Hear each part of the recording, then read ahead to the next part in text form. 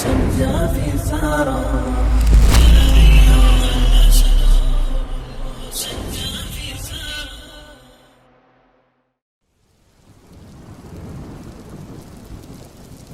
ولقد بعثنا في كل أمة رسولا أن اعبدوا الله واجتنبوا الطاغوت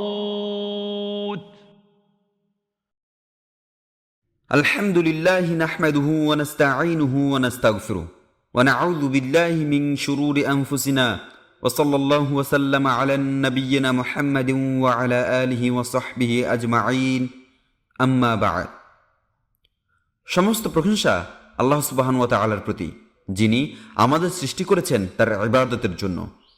আমাদের নিকট তার রাসূলকে পাঠিয়েছেন তাওহীদের আহ্বান নিয়ে এবং তাওহীদকে করেছেন আমাদের জীবনের মূল উদ্দেশ্য। তাওহীদ জানা এবং বোঝা একজন মুসলিমের জন্য সবচেয়ে বড় ফরজ জ্ঞান, কারণ তাওহীদ না বুঝে আল্লাহর ইবাদত করা মানে আল্লাহর একত্বকে অস্বীকার করার ঝুঁকি নেওয়া। আর এই কারণেই শেখ মুহাম্মদ ইবনে আব্দুল ওয়াহাব রাহিমাহুল্লাহ এই বইটি রচনা করেন কিতাবুত তাওহীদ, যাতে সাধারণ মুসলিমও সহজভাবে বুঝতে পারে তাওহীদের সঠিক অর্থ, শিরকের ভয়াবহতা এবং কিভাবে বিশুদ্ধ তাওহীদের উপর জীবন গঠন করতে হয়। এই সিরিজে আমরা ইনশাআল্লাহ অধ্যায় ধরে ধরে বইটির পাঠ ও সংক্ষিপ্ত ব্যাখ্যা শুনব, যেন আমরা আল্লাহ সুবহানাহু ওয়া তাআলাকেই একমাত্র ইলাহ হিসেবে চিনে নিই, তার উপর নির্ভর করি আর শিরক ও রিয়ার সমস্ত দরজা বন্ধ করে দিতে পারি। তাওহীদ তিন প্রকার। তাওহীদ হচ্ছে কোনো জিনিসকে এক বলে সাব্যস্ত করা। মুসলিমগণ আল্লাহকে এক বলে সাব্যস্ত করেছেন, অর্থাৎ উপাস্যকে তারা এক বলে সাব্যস্ত করেছেন। তিনি হচ্ছেন পরাক্রমশালী মহান আল্লাহ।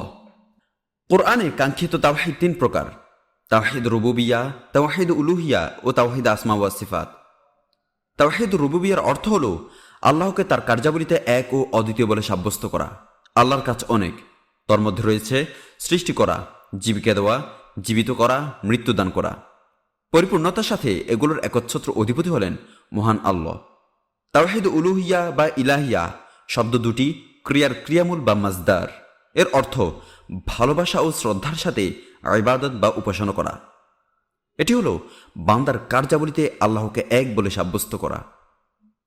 তৃতীয় প্রকার তাওহীদ হচ্ছে তাওহীদ আসমা ওয়া সিফাত।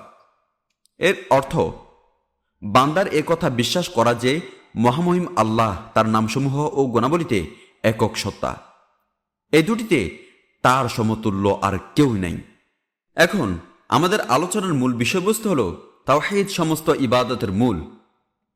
আল্লাহ সুবহানাহু ওয়া তাআলা বলেন, وما خلقت الجن والإنس إلا ليعبدون। আর আমি জিন ও মানুষকে একমাত্র আমার ইবাদতের জন্যই সৃষ্টি করেছি। সূরা আয-যারিয়াত আয়াত নম্বর 56। আল্লাহর এবানের মর্ম হল, আমি জিন ও মানুষকে অন্য কোনো উদ্দেশ্যে সৃষ্টি করিনি, শুধুমাত্র একটি উদ্দেশ্যেই সৃষ্টি করেছি, তা হচ্ছে তারা আমার ইবাদত উপাসনা করবে। এর যুক্তি হল, আমাদের পূর্বসূরিগণ ইল্লা লিয়াবুদুন এর ব্যাখ্যায় বলেছেন, অর্থাৎ তারা কেবল আমার একত্ববাদে বিশ্বাস করবে। এ ব্যাখ্যার প্রমাণ হল রাসূলগণ কেবল তাওহীদ ইবাদতের উদ্দেশ্যেই প্রেরিত হয়েছেন। ইবাদতের উৎপত্তিগত অর্থ হল বিনয়, নম্রতা। এর সাথে ভালোবাসা ও আনুগত্য যুক্ত হলে তা হবে শরীআ ইবাদত। শরীআতের পরিভাষায় ইবাদতের অর্থ হল ভালোবাসা, আশা ও ভীতির সমন্বয়ে আদেশ ও নিষেধ মেনে চলা। শাইখুল ইসলাম বলেছেন, ইবাদত এমন একটি ব্যাপক অর্থবোধক নাম যার মধ্যে অন্তর্ভুক্ত রয়েছে আল্লাহর নিকট পছন্দনীয় ও সন্তোষজনক সকল প্রকার ও প্রকাশ্য কথা ও কাজ। অতএব এ আয়াতের মর্ম হবে, সকল প্রকার ইবাদত একমাত্র আল্লাহর জন্যই হওয়া ওয়াজিব, অন্য কারোর জন্য নয়। আল্লাহ সুবহানাহু ওয়া তাআলা আরো বলেন, আর আমি প্রত্যেক জাতির মধ্যে এ মর্মে একজন রাসূল প্রেরণ করেছি যে তোমরা আল্লাহর ইবাদত করো এবং তাগুতকে বর্জন করো। সূরা আন-নাহল আয়াত নম্বর 36। এই আয়াতটি ইবাদত ও তাওহীদের অর্থের ব্যাখ্যা করেছে। আরো ব্যাখ্যা করছে রাসূলগণ তার দুটি বাণী সহ প্রেরিত হয়েছেন। সেগুলো হচ্ছে, তোমরা আল্লাহর ইবাদত করো এবং তাগুত থেকে দূরে থাকো। এটিই হচ্ছে তাওহীদের মর্মার্থ। আ'বুদুল্লাহ এ আয়াতাংশে রয়েছে তাওহীদের স্বীকৃতি, আর ওয়াজতানিবুত তাগুত এ আয়াতে রয়েছে শিরকের অস্বীকৃতি। বান্দা তার উপাসনা ও আনুগত্যের সীমা অতিক্রম করে যারই ধারণা দেয় তাকেই তাগুত বলা হয়। আল্লাহ সুবহানাহু ওয়া তাআলা অন্যত্র বলেন, وقضى ربك ألا تعبدوا إلا إياه وبالوالدين إحسانا। আর তোমার প্রভু নির্দেশ দিয়েছেন তোমরা একমাত্র তারই ইবাদত করবে এবং মাতা পিতার সাথে ভালো ব্যবহার করবে। সূরা আল ইসরা আয়াত নম্বর 23। এ আয়াতে ওয়াকাদা রব্বুক এর অর্থ হলো আদেশ করা ও উপদেশ দেওয়া, আর আল্লাহ তা'বুদু ইল্লা ইয়াহ এর অর্থ হলো ইবাদত বন্দেগীতে তার মধ্যে সীমাবদ্ধ করা, অন্যের মধ্যে নয়। এটির নির্দেশ দিয়েছেন, এই বিষয়ে উপদেশ দিয়েছেন। প্রকৃত প্রস্তাবে এটি হচ্ছে লা ইলাহা ইল্লাল্লাহর অর্থ। আয়াতে এটি স্পষ্ট যে তাওহীদের অর্থ হলো আল্লাহর উদ্দেশ্যে ইবাদতকে একীভূত করা, অথবা লা ইলাহা ইল্লাল্লাহ বাণীটি বাস্তবায়িত করা। আল্লাহ সুবহানাহু ওয়া তাআলা বলেন, قل تعالوا أتل ما حرم ربكم عليكم ألا تشركوا به شيئا وبالوالدين إحسانا। বলুন, হে আহলে কিতাব, তোমরা এসো, তোমাদের প্রভু তোমাদের উপর যা হারাম করেছেন তা পড়ে শোনাই। তা হচ্ছে তোমরা কোনো কিছুকে তার সাথে অংশীদার সাব্যস্ত করবে না। সূরা আনআম আয়াত নম্বর 151। উক্ত বাক্যটি এরূপ, বলুন তোমরা এসো, তোমাদের প্রভু তোমাদের উপর যা হারাম করেছেন তা পড়ে শোনাই। তিনি তোমাদের উপদেশ দিয়েছেন তোমরা তার সাথে কোনো কিছুকে অংশীদার সাব্যস্ত করবে না, অর্থাৎ নির্দেশ দিয়েছেন। এখানে উপদেশ হলো শরীয়তের দৃষ্টিতে, আর আল্লাহর পক্ষ থেকে শরীয়তি উপদেশ হলো অপরিহার্য নির্দেশ। পূর্বের আয়াতসমূহের মতো এ আয়াতটিও তাওহীদের অর্থ বহন করে। আল্লাহ সুবহানাহু ওয়া তাআলা আরো বলেন, واعبدوا الله ولا تشركوا به شيئا। আর তোমরা আল্লাহর ইবাদত করো এবং তার সাথে কোনো কিছুকে অংশীদার সাব্যস্ত করো না। সূরা নিসা আয়াত নম্বর 36। এ আয়াতে শিরকে আকবর, শিরকে আসগর ও শিরকে খাফি সকল শিরকের নিষিদ্ধ হওয়ার প্রমাণ রয়েছে। এছাড়া কোনো ফেরেশতা, নবী, নেককার বান্দা, পাথর, গাছ, জিন প্রভৃতির সাথে আল্লাহর শরীক করার অনুমতি নেই, কারণ এগুলি সবই ক্ষুদ্র বস্তু। আব্দুল্লাহ ইবনে মাসউদ রাদিয়াল্লাহু তাআলা আনহু থেকে বর্ণিত, তিনি বলেন, যে ব্যক্তি মুহাম্মদ সাল্লাল্লাহু আলাইহি ওয়াসাল্লাম এর মোহরাঙ্কিত ওসিয়ত দেখতে চায় সে যেন মহান আল্লাহর এ বাণী পড়ে নেয়। আল্লাহ সুবহানাহু ওয়া তাআলা বলেন, বলুন তোমাদের রব তোমাদের উপর যা হারাম করেছেন তা পড়ে শোনাই, আর তা হচ্ছে তোমরা তার সাথে কাউকে অংশীদার সাব্যস্ত করবে না, আর এটাই হচ্ছে আমার সরল সোজা পথ। অতএব তোমরা এটি অনুসরণ করো, অন্য সকল পথের অনুসরণ করো না। সূরা আনআম আয়াত নম্বর 151। ইবনে মাসউদ রাদিয়াল্লাহু তাআলা বলেন, যে ব্যক্তি মুহাম্মদ সাল্লাল্লাহু আলাইহি ওয়াসাল্লাম এর মোহরাঙ্কিত উপদেশ প্রত্যক্ষ করতে চায়, এ কথার তাৎপর্য হলো যদি নেওয়া যায় যে তিনি কিছু উপদেশ দিয়েছেন, এ উপদেশনামায় সিলমোহর লাগানো রয়েছে, তার মৃত্যুর পর সেটি খোলা হয়েছে, তাহলে তা হবে এইসব আয়াত যাতে 10টি উপদেশ রয়েছে।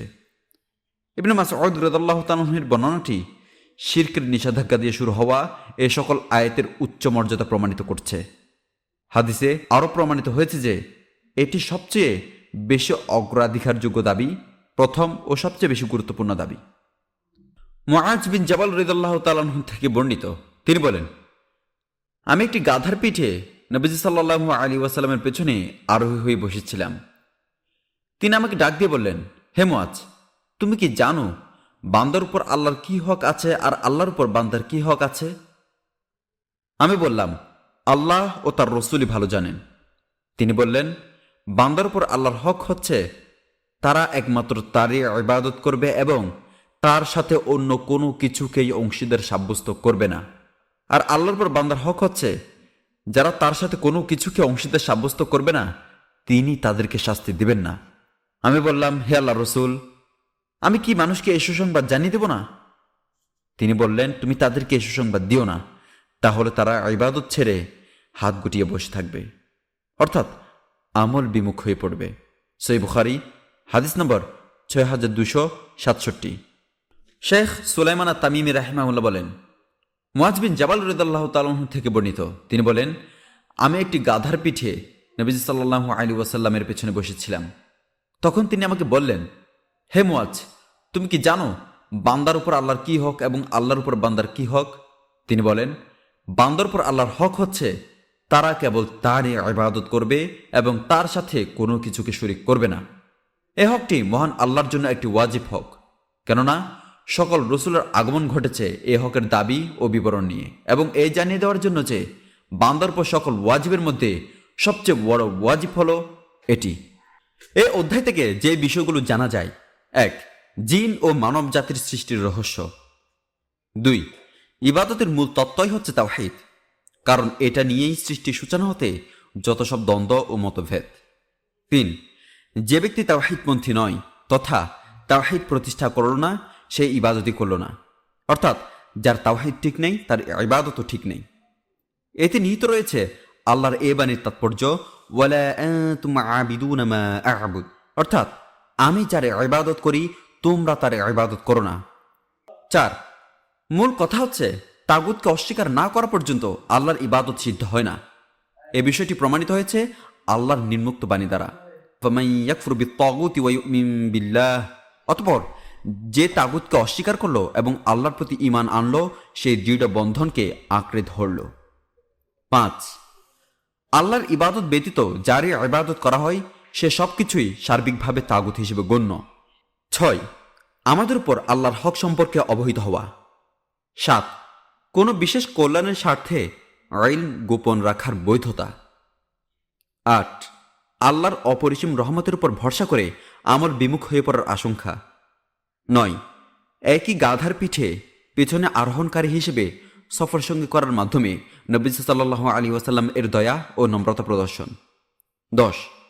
আলোচিত বিষয়টি তাওহীদের উচ্চ মর্যাদা ও মহত্ব। এখন আমরা আলোচনা করব তাওহীদের মর্যাদা এবং তাওহীদের ফলে যে সকল পাপ মোচন হয়। বান্দা যত বেশি পরিমাণে তাওহীদ প্রতিষ্ঠা করবে ততই তার আমলের গুণে সে জান্নাতের পথে ধাবিত হবে, তার আমল যাই হোক না কেন। এ কারণেই শেখ রাহিমাহুল্লাহ সূরা আনআমের আয়াতটি উদ্ধৃত করেছেন। মহান আল্লাহ সুবহানাহু ওয়া তাআলা বলেন, الذين آمنوا ولم يلبسوا إيمانهم بظلم أولئك لهم الأمن وهم مهتدون। যারা ঈমান আনবে এবং তাদের ঈমানকে জুলুমের সাথে মিশ্রিত করবে না তাদের জন্য রয়েছে নিরাপত্তা, তারাই হিদায়াতপ্রাপ্ত। সূরা আনআম আয়াত নম্বর 82। এখানে জুলুম এর অর্থ হলো শিরক। ইবনে মাসউদ রাদিয়াল্লাহু তাআলা আনহু থেকে সহিহাইন হাদিসে এমনই রয়েছে। সাহাবীগণ এখানে এই আয়াতটিকে বিরাট বিষয় ভেবে বললেন, হে আল্লাহর রাসূল, আমাদের মধ্যে কে নিজেদের প্রতি জুলুম করেনি? তিনি বললেন, তোমরা যা বুঝেছ তা নয়। জুলুম হলো শিরক। তোমরা কি নেককার বান্দা লুকমানের কথা শোনোনি? ইন্নাশ শিরকা লাযুলমুন আযীম। এক্ষেত্রে আয়াতের মর্মার্থ হবে যারা ঈমান এনেছে এবং তাদের ঈমানকে শিরকের সাথে কলুষিত করেনি তাদের জন্য রয়েছে নিরাপত্তা আর তারাই হেদায়েতপ্রাপ্ত। এটি হচ্ছে তার ফজিলত বা মর্যাদা। পক্ষান্তরে যে ব্যক্তি যতটুকু শিরকের মাধ্যমে তাওহীদকে কলুষিত করবে তার নিকট থেকে সেই হারেই নিরাপত্তা ও হিদায়াত দূর হয়ে যাবে।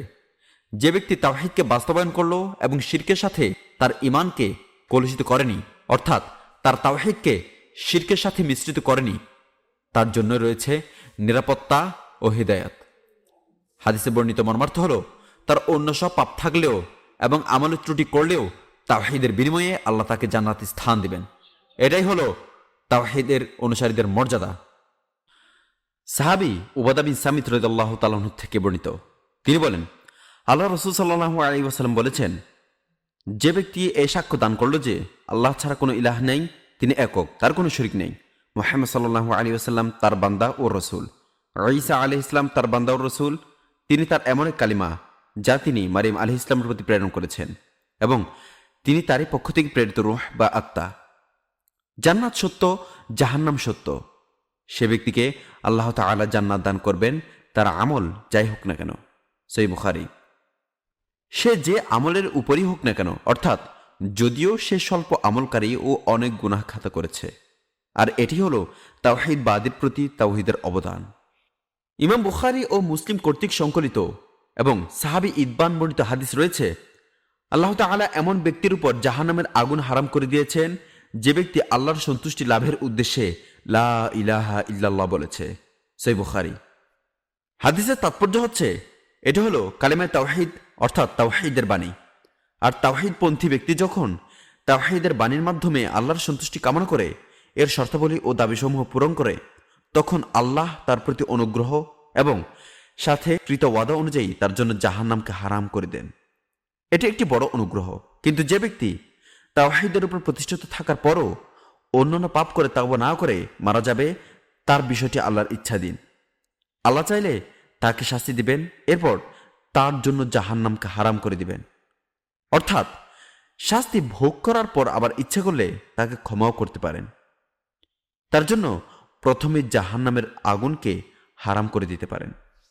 প্রখ্যাত সাহাবী আবু সাঈদ খুদরী রাদিয়াল্লাহু তাআলা আনহু থেকে বর্ণিত, তিনি আল্লাহ রাসূল সাল্লাল্লাহু আলাইহি ওয়াসাল্লাম থেকে বর্ণনা করেছেন, মূসা আলাইহিস সালাম বলেছিলেন, হে আমার রব, আমাকে এমন জিনিস শিক্ষা দিন যা দ্বারা আমি আপনাকে স্মরণ করব এবং আপনাকে ডাকব। আল্লাহ বলেন, হে মূসা, তুমি লা ইলাহা ইল্লাল্লাহ বলো। মূসা বললেন, আপনার সব বান্দাই তো এটা বলে। তিনি বললেন, হে মূসা, আমি ব্যতীত সপ্ত আকাশে যা কিছু আছে আর সাততবক জমিন যদি এক পাল্লায় থাকে, আরেক পাল্লায় যদি শুধু লা ইলাহা ইল্লাল্লাহ থাকে, তাহলে লা ইলাহা ইল্লাল্লাহর পাল্লাই বেশি ভারী হবে। বিখ্যাত সাহাবী আনাস রাদিয়াল্লাহু তাআলা আনহু থেকে বর্ণিত আছে, তিনি বলেন, আমি আল্লাহ রাসূল সাল্লাল্লাহু আলাইহি ওয়াসাল্লামকে বলতে শুনেছি, আল্লাহ তাআলা বলেছেন, হে আদম সন্তান, তুমি যদি আমার নিকট কোনো শিরক না করে পৃথিবী ভর্তি পাপ নিয়ে উপস্থিত হও, তাহলে আমি তোমার নিকট পৃথিবী ভর্তি ক্ষমা নিয়ে আসব। এ অধ্যায় থেকে আমরা যেই বিষয়গুলো শিখলাম: 1. আল্লাহর অসীম করুণা। 2. আল্লাহর নিকট তাওহীদের পুরস্কারের আধিক্য। 3. তাওহীদের বদৌলতে পাপরাশি মোচন হয়। 4. উবাদা বিন সামিত রাদিয়াল্লাহু তাআলা আনহু এবং ইদবান রাদিয়াল্লাহু তাআলা আনহু এর হাদিসকে একত্র করলে লা ইলাহা ইল্লাল্লাহর অর্থ সুস্পষ্ট হয়ে উঠবে এবং ধোঁকায় নিপতিত লোকদের ভুল সুস্পষ্টভাবে ধরা পড়বে। 5. ইদবান রাদিয়াল্লাহু তাআলা আনহুর হাদিসে যে শর্ত রয়েছে, শর্তটি হলো একমাত্র আল্লাহর সন্তুষ্টির জন্যই তাওহীদের কালিমা পাঠ করবে, সে সম্পর্কে সতর্কীকরণ। 6. নবী রাসূলগণ লা ইলাহা ইল্লাল্লাহর ফজিলত সম্পর্কে অবহিত হওয়ার জন্য মুখাপেক্ষী ছিলেন, যেমনটা মূসা আলাইহিস সালাম ছিলেন। 7. সমগ্র সৃষ্টির তুলনায় এ কালিমার পাল্লা ভারী হওয়ার ব্যাপারে গুরুত্ব আরোপ, যদিও এ কালিমা ইখলাসের সাথে পাঠ না করার কারণে নেকির পাল্লা হালকা হওয়ার আশঙ্কা রয়েছে। 8. আশআরীদের মতবাদকে খণ্ডন করে আল্লাহর গুণাবলীকে ইতিবাচক বলে সাব্যস্ত করা, অর্থাৎ আল্লাহ নির্গুণ নন, তিনি বহুগুণে ভূষিত। 9. সাহাবী আনাস রাদিয়াল্লাহু তাআলা আনহুর হাদিস সম্পর্কে অবগত হওয়ার পর ইদবান রাদিয়াল্লাহু তাআলা আনহুর হাদিসে বর্ণিত রাসূলুল্লাহ সাল্লাল্লাহু আলাইহি ওয়াসাল্লামের বাণী, আল্লাহ তাআলা এমন ব্যক্তির উপর জাহান্নামের আগুন হারাম করে দিয়েছেন যে ব্যক্তি আল্লাহর সন্তুষ্টি লাভের উদ্দেশ্যে লা ইলাহা ইল্লাল্লাহ বলেছে। এর মর্মার্থ হৃদয়ঙ্গম করা সহজ হয়, আর তা হচ্ছে শিরক বর্জন করা। মূল কথা হচ্ছে লা ইলাহা ইল্লাল্লাহ শুধু মুখে উচ্চারণ করলেই শিরক পরিত্যাগ করা হয় না। 10. ঈসা আলাইহিস সালাম ও মুহাম্মদ সাল্লাল্লাহু আলাইহি ওয়াসাল্লাম উভয়ই আল্লাহর বান্দা ও রাসূল হওয়ার বিষয়টি গভীরভাবে অনুধাবন করা। 11. জান্নাত ও জাহান্নামের প্রতি বিশ্বাস রাখার মর্যাদা। 12. রাসূলুল্লাহ সাল্লাল্লাহু আলাইহি ওয়াসাল্লামের বাণী, যে ব্যক্তি অন্তর হতে লা ইলাহা ইল্লাল্লাহ বলবে, সে যে আমলই করুক না কেন জান্নাতে যাবে, এ কথার মর্মার্থ উপলব্ধি করা। 13. হাদিসে বর্ণিত আল্লাহর সত্তার জন্য ওয়াজহ বা চেহারা আছে। আল্লাহর এ গুণ চেহারার প্রতি ঈমান রাখতে হবে, তবে তার কোনো সৃষ্টির সাথে তুলনা করা যাবে না। যে ব্যক্তি তাওহীদ প্রতিষ্ঠা করবে সে বিনা হিসেবে জান্নাতে যাবে। তাওহীদের বর্ণনার ক্ষেত্রে এ অধ্যায়টি সর্বোচ্চ স্তরের, কারণ তাওহীদের ফজিলতে তাওহীদপন্থীরাও জড়িত। এই উম্মতের বিশিষ্ট ব্যক্তিগণই তাওহীদ প্রতিষ্ঠা করেছেন। তাওহীদ প্রতিষ্ঠাই হচ্ছে এই অধ্যায়ের মুখ্য বিষয়। আল্লাহ সুবহানাহু ওয়া তাআলা বলেন, ইন্না ইব্রাহিম কানা উম্মাতান قانتا لله حنيفا ولم يك من المشركين। নিশ্চয়ই ইব্রাহিম ছিলেন একনিষ্ঠভাবে আল্লাহর হুকুম পালনকারী একটি উম্মত বিশেষ, এবং তিনি মুশরিকদের অন্তর্ভুক্ত ছিলেন না। সূরা নাহল আয়াত নম্বর 120। আয়াতে উল্লেখ করা হয়েছে যে ইব্রাহিম আলাইহিস সালাম তাওহীদ প্রতিষ্ঠাকারী ছিলেন। তার প্রমাণ হলো আল্লাহ তাকে কয়েকটি গুণে ভূষিত করেছেন। প্রথমত, তিনি এক উম্মাহ অর্থাৎ জাতি ছিলেন। উম্মত হচ্ছেন সেই ইমাম যিনি কল্যাণ ও মানবিক পরিপূর্ণতার সকল গুণে গুণান্বিত। এর অর্থ হলো তার মধ্যে কোনো কল্যাণের ঘাটতি ছিল না। এটাই হলো তাওহীদ প্রতিষ্ঠার অর্থ। দ্বিতীয়ত, এতে আনুগত্য ও তাওহীদপন্থীদের বরণ করা সাব্যস্ত কওয়ানিতান লিল্লাহ। এতে মুশরিকদের পথ এবং তাদের প্রতি আকৃষ্ট না হওয়া প্রমাণিত হয়। সেই পথ হলো শিরক, বিদআত ও অবাধ্যতার পথ। এই তিনটি হচ্ছে মুশরিকদের চরিত্র। তারা আনুগত্য করে না, তওবা করে না। আল্লাহ সুবহানাহু ওয়া তাআলা বলেছেন, ওয়াল্লাযীনা হুম বিরাব্বিহিম লা ইউশরিকুন, আর যারা তাদের প্রভুর সাথে কোনো অংশীদার সাব্যস্ত করে না। সূরা আল মুমিনুন আয়াত নম্বর 59। ওয়ালাম ইয়াকু মিনাল মুশরিকিন, এই আয়াতের তাৎপর্য হচ্ছে তারা কোনো অবস্থাতেই বড়, ছোট ও গুপ্ত শিরকে লিপ্ত হয় না এবং মুশরিকদের থেকে দূরে থাকে। শেখ রাহিমাহুল্লাহ এ সমস্ত অর্থ আয়াত থেকে উত্থাপিত করেছেন। আয়াতের অর্থ হল যে আল্লাহর একত্ববাদ প্রতিষ্ঠার জন্যই তারা এসব বর্জন করে। হুসাইন বিন আব্দুর রহমান রাদিয়াল্লাহু তাআলা আনহু থেকে বর্ণিত আছে, তিনি বলেছেন, একবার আমি সাইদ বিন জুবাইরের কাছে উপস্থিত ছিলাম। তিনি বললেন, গতকাল রাতে যে নক্ষত্রটি ছিটকে পড়েছে তা তোমাদের মধ্যে কে দেখতে পেয়েছে? তখন বললাম, আমি দেখতে পেয়েছি। তারপর বললাম, বিষাক্ত প্রাণী কর্তৃক দংশিত হওয়ার কারণে আমি সলাতে উপস্থিত থাকতে পারিনি। তিনি বললেন, তখন তুমি কি চিকিৎসা করেছ? বললাম, ঝাড়ফুঁক করেছি। তিনি বললেন, কিসে তোমাকে এই কাজ করতে উদ্বুদ্ধ করেছে, অর্থাৎ কেন তুমি এই কাজ করলে? বললাম, একটি হাদিস আমাকে এই কাজ করতে উদ্বুদ্ধ করেছে যা সাহাবী আমাদের কাছে বর্ণনা করেছেন। তিনি বললেন, তিনি তোমাদেরকে কি বর্ণনা করেছেন? বললাম, তিনি বুরাইদা বিন আল হুসাইব থেকে আমাদের কাছে বর্ণনা করেছেন যে চোখের দৃষ্টি বা চোখ লাগা এবং জ্বর ব্যতীত অন্য কোনো রোগের ঝাড়ফুঁক নেই। তিনি বললেন, সেই ব্যক্তি উত্তম কাজ করেছে যে শ্রোত জিনিস শেষ পর্যন্ত আমল করতে পেরেছে। কিন্তু ইবনে আব্বাস রাদিয়াল্লাহু তাআলা আনহু রাসূলুল্লাহ সাল্লাল্লাহু আলাইহি ওয়াসাল্লামের কাছ থেকে আমাদের কাছে বর্ণনা করেছেন যে নবীজি সাল্লাল্লাহু আলাইহি ওয়াসাল্লাম ইরশাদ করেন, আমার সম্মুখে সমস্ত জাতিকে উপস্থাপন করা হলো। তখন আমি এমন একজন নবীকে দেখতে পেলাম যার সাথে অল্প সংখ্যক লোক রয়েছে। এরপর আরও একজন নবীকে দেখতে পেলাম যার সাথে মাত্র 2 জন লোক রয়েছে। আবার এমন একজন নবীকে দেখতে পেলাম যার সাথে কোনো লোকই নেই। ঠিক এমন সময় আমার সামনে এক বিরাট জনগোষ্ঠী পেশ করা হলো। তখন আমি ভাবলাম এরা আমার উম্মত, কিন্তু আমাকে বলা হলো এরা হচ্ছে মূসা আলাইহিস সালাম এবং তার জাতি। এরপর আরও একটি বিরাট জনগোষ্ঠী দিকে আমি তাকালাম। তখন আমাকে বলা হলো এরাই আপনার উম্মত। এদের মধ্যে 70,000 লোক রয়েছে যারা বিনা হিসাবে এবং বিনা আযাবে জান্নাতে প্রবেশ করবে। এই কথা বলেই তিনি দরবার থেকে উঠে বাড়ির অভ্যন্তরে চলে গেলেন। এরপর লোকেরা ওইসব ভাগ্যবান লোকদের ব্যাপারে বিতর্ক শুরু করে দিল। কেউ বলল তারা বোধহয় রাসূলুল্লাহ সাল্লাল্লাহু আলাইহি ওয়াসাল্লাম এর সহচর্য লাভ করে ব্যক্তিবর্গ। আবার কেউ বলল তারা বোধহয় ইসলাম পরিবেশে অথবা মুসলিম মাতাপিতার ঘরে জন্মগ্রহণ করেছে আর আল্লাহর সাথে তারা কাউকে শরীক করেনি। তারা এই ধরনের আরো অনেক কথা বলাবলি করল। অতঃপর রাসূলুল্লাহ সাল্লাল্লাহু আলাইহি ওয়াসাল্লাম তাদের মধ্যে উপস্থিত হলে বিষয়টি তাকে জানানো হলো। তখন তিনি বললেন, তারা হচ্ছে ওইসব লোক যারা ঝাড়ফুঁক করে না, পাখি উড়িয়ে ভাগ্যের ভালো মন্দ যাচাই করে না, শরীরে সেক দেয় না, আর তাদের রবের উপর তারা ভরসা করে। এ কথা শুনে ওয়াকাশা বিন মুহসিন রাদিয়াল্লাহু তাআলা আনহু দাঁড়িয়ে বললেন, আপনি আমার জন্য দোয়া করুন ইয়া রাসূলুল্লাহ, যেন আল্লাহ তাআলা আমাকে এই সৌভাগ্যবান ব্যক্তিদের দলভুক্ত করে নেন। তিনি বললেন, আমি দোয়া করলাম, তুমি তাদের দলভুক্ত। অতঃপর অন্য একজন লোক দাঁড়িয়ে বলল, ইয়া রাসূলুল্লাহ, আল্লাহর কাছে আমার জন্য দোয়া করুন যেন তিনি আমাকেও তাদের দলভুক্ত করে নেন। তিনি বললেন, তোমার পূর্বেই ওয়াকাশা এ ব্যাপারে অগ্রবর্তী হয়ে গেছে। সহিহ বুখারী। হাদিসের অর্থ এ নয় যে যারা তাওহীদ প্রতিষ্ঠা করে তারা মোটেও কোনো চিকিৎসা গ্রহণ করে না, কারণ নবীজিকে ঝাড়ফুঁক করা হয়েছে, তিনি চিকিৎসা গ্রহণ করেছেন এবং এর নির্দেশ দিয়েছেন, এবং একজন সাহাবীকে শরীরে দাগ দেওয়ার নির্দেশও দিয়েছেন। সুতরাং এক্ষেত্রে এই ধারণা করা যায় না যে তারা চিকিৎসা ও ঔষধকে আরোগ্য লাভের একেবারে কারণ হিসেবে গ্রহণ করেননি।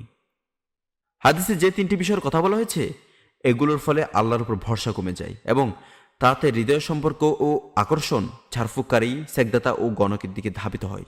পক্ষান্তরে চিকিৎসা ওয়াজিব বা মুস্তাহাব, কোনো কোনো অবস্থায় মুবাহ। নবীজি সাল্লাল্লাহু আলাইহি ওয়াসাল্লাম বলেছেন, হে আল্লাহর বান্দারা, চিকিৎসা করো, হারামের মাধ্যমে চিকিৎসা করো না। এই অধ্যায় থেকে আমরা যে বিষয়গুলো শিখলাম: 1. তাওহীদের ব্যাপারে মানুষের বিভিন্ন স্তরে অবস্থান সম্পর্কিত জ্ঞান। 2. তাওহীদ বাস্তবায়নের মর্মার্থ কি তা জানা। 3. আল্লাহ তাআলা নবী ইব্রাহিম আলাইহিস ইসলাম এর বৈশিষ্ট্যপূর্ণ মর্যাদা এ কথা বলে প্রশংসা করেছেন যে তিনি মুশরিকদের অন্তর্ভুক্ত ছিলেন না। 4. তন্ত্রমন্ত্র, ঝাড়ফুঁক ও চর্মদগ্ধ বর্জন করা তাওহীদপন্থী হওয়ার প্রকৃষ্ট প্রমাণ। 5. আল্লাহর পর ভরসা বা তাওয়াক্কুল তথা আল্লাহর নির্ভরতাই বান্দার মধ্যে উল্লেখিত গুণ ও স্বভাবসমূহের সমাবেশ ঘটায়। 6. কল্যাণের প্রতি সাহাবীদের অপরিসীম আগ্রহ। 7. চোখ লাগা, বিষাক্ত জীবের দংশনজনিত বিষে ও জ্বরের চিকিৎসার জন্য ঝাড়ফুঁক করার অনুমতি রয়েছে, তবে শর্ত হচ্ছে সে ঝাড়ফুঁকে শিরকের লেশ মাত্র যেন না থাকে। 8. সালফে সালেহিনের জ্ঞানের গভীরতা। সে ব্যক্তি উত্তম কাজ করেছে যে নবী সাল্লাল্লাহু আলাইহি ওয়াসাল্লাম থেকে যা শুনেছে তাই আমল করেছে, কিন্তু এসব কাজ ঝাড়ফুঁক, তন্ত্রমন্ত্র, তাবিজ কবচ ইত্যাদির আশ্রয় না নিয়ে সম্পূর্ণভাবে আল্লাহর উপর নির্ভর করা আরও বেশি কল্যাণদায়ক, এ কথাই এর প্রমাণ বহন করে। অতএব প্রথম হাদিস দ্বিতীয় হাদিসের বিরোধী নয়। 9. ওয়াকাশা রাদিয়াল্লাহু তাআলা আনহুর মর্যাদা ও ফজিলত। 10. কোনো কথা সরাসরি না বলে হিকমা ও কৌশল অবলম্বন করা, অর্থাৎ ইঙ্গিত ও চাতুর্যের প্রয়োগ। যেমন রাসূলুল্লাহ সাল্লাল্লাহু আলাইহি ওয়াসাল্লাম দ্বিতীয়বার দোয়ার আবেদনকারীকে সরাসরি বলেননি যে আমি তোমার জন্য দোয়া করব না, বরং তিনি কথাটি অন্যভাবে বললেন যে তোমার পূর্বেই ওয়াকাশা এই ব্যাপারে অগ্রবর্তী হয়ে গেছে। 11. নবী করিম সাল্লাল্লাহু আলাইহি ওয়াসাল্লাম এর অনুপম চরিত্র। আল্লাহ সুবহানাহু ওয়া তাআলা আমাদের অন্তরকে হিদায়াতের উপর স্থির রাখুন এবং সত্য গ্রহণ করার শক্তি দান করুন। ওয়া আখির দাওয়ানা আনিল হামদুলিল্লাহি রাব্বিল আলামিন ওয়া সাল্লাল্লাহু আলা নাবিয়্যিনা মুহাম্মদ ওয়া আলা আলিহি ওয়া সাহবিহি আজমাইন।